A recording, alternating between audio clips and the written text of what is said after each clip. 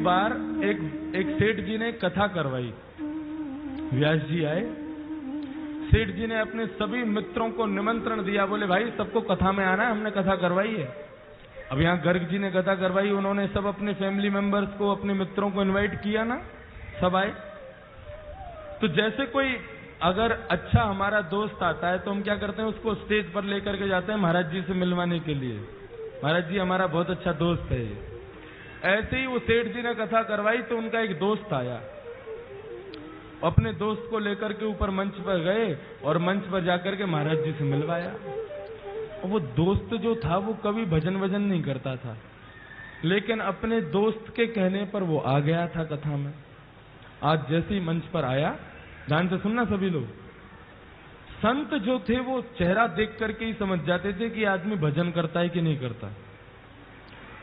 जैसे ही वो उनके पास आया तो जो वक्ता कथा कर रहे थे उन्होंने उससे कहा, वो सब तो ठीक है महाराज, आप थोड़ा भजन किया करो, आप भजन नहीं करते हो।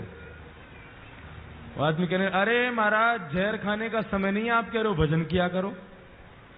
एक सेकंड का समय नहीं मिलता मुझे फैक्ट्री से, आज बड़ी मुश्किल से 5 मिनट निकाल के आया हूं आपकी कथा में आने के लिए, बहुत समझिए आप।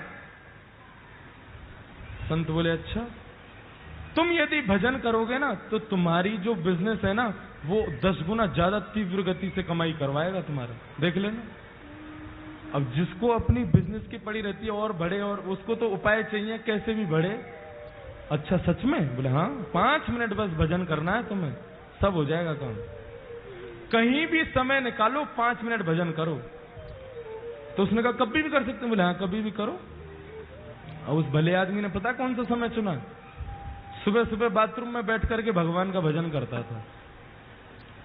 बाथरूम में बैठे बैठे सीताराम सीताराम सीताराम कहिए, जाहि विधि राखे राम ताहि विधि रहिए। सीताराम सीताराम सीताराम कहिए, जाहि विधि राखे राम ताहि विधि रहिए। ओ सीताराम सीताराम सीताराम कहिए, जाहि विधि राखे राम ताहि विधि रहिए। सीताराम सीताराम सीताराम कहिए, जाहि विधि राखे राम ताहि विधि रहिए। सीताराम सीताराम सीताराम कहिए, जाहि विधि राखे राम ताहि विधि रहिए।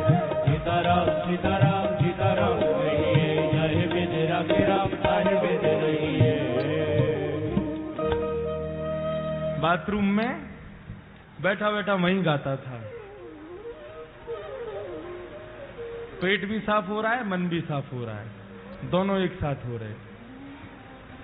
अब हनुमान जी का एक नियम है, जहां कहीं भी भगवान के भजन कीर्तन चलते हैं, प्रभु चरित्र सुनवे को रसिया,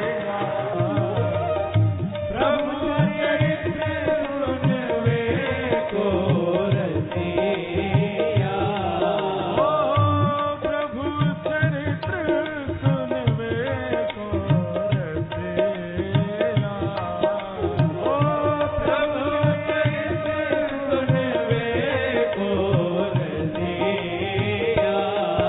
और राम लखन सीता मन बसिया, राम लखन सीता मन बसिया। हनुमान जी प्रभु के चरित्र को सुनने के लिए बहाने ढूंढते रहते हैं। अरे कहीं कोई कीर्तन कर रहा हो, कहीं कोई कथा कर रहा हो, मुझे वहां भेज दो, मैं वहीं रहूंगा। अब जैसे ही सुना, अरे वाह बड़ी बढ़िया कीर्तन की ध्वनि आ रही है, सीताराम सीताराम सीताराम कहिए, जाय विधि राखे राम ताहि।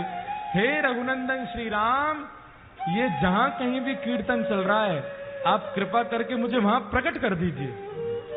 और भजन कहां चल रहा था? भजन बाथरूम में। हनुमान जी महाराज ने आंख बंद की और जैसे ही पहुंचे,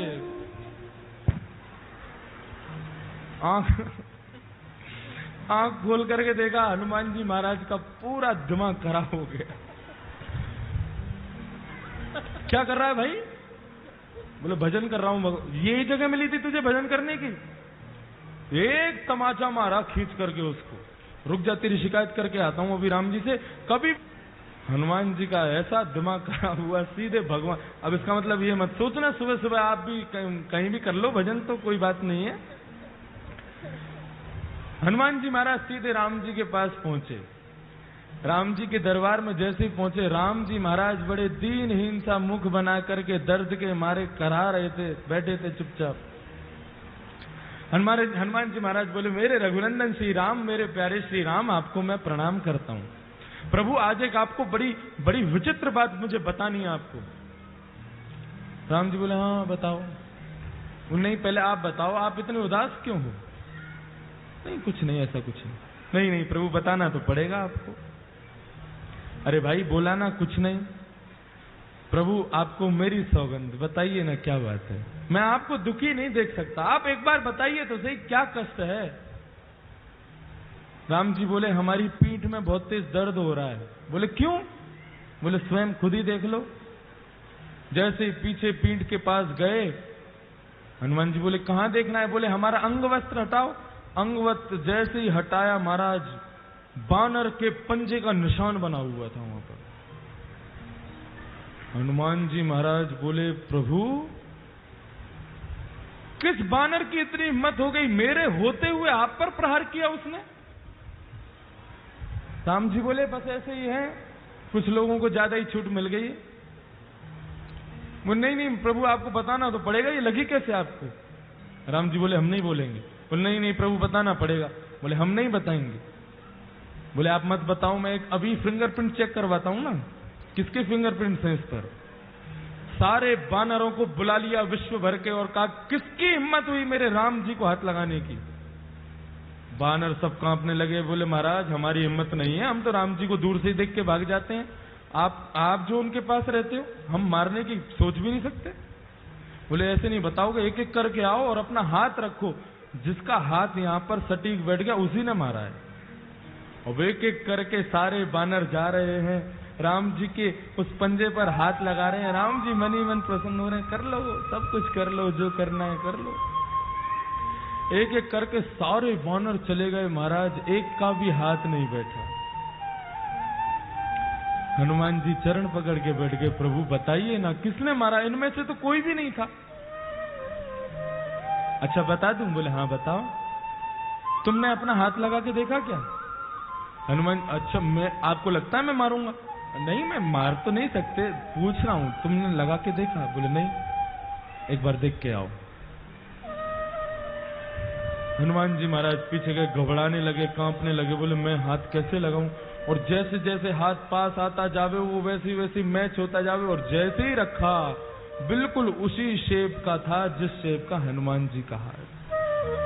हनुमान जी रोने लगे, प्रभु मुझसे ये अपराध कैसे हो गया? तब राम जी कह रहे हैं कि भक्त भक्ति भगवंत गुरु, चतुर नाम वपुए,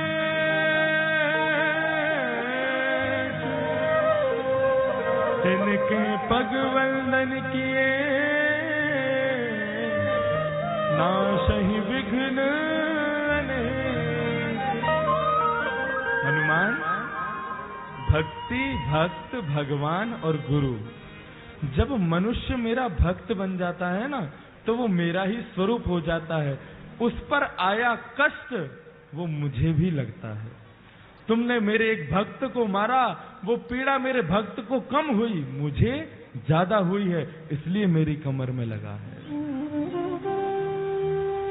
बंधुओं, भगवान कहते हैं जब व्यक्ति सर्वस्व मुझे अर्पित कर देता है तो उसका दुख मेरा दुख है, उसका सुख मेरा सुख है, उसका आनंद मेरा आनंद है। और वही भक्ति पथ का पहला स्वरूप है। हम जो कुछ भी करते हैं सब कुछ भगवान को अर्पित करना है। फिर दुख की घड़ी में भी वो तुम्हारे साथ है, सुख की घड़ी में भी वो तुम्हारे साथ है।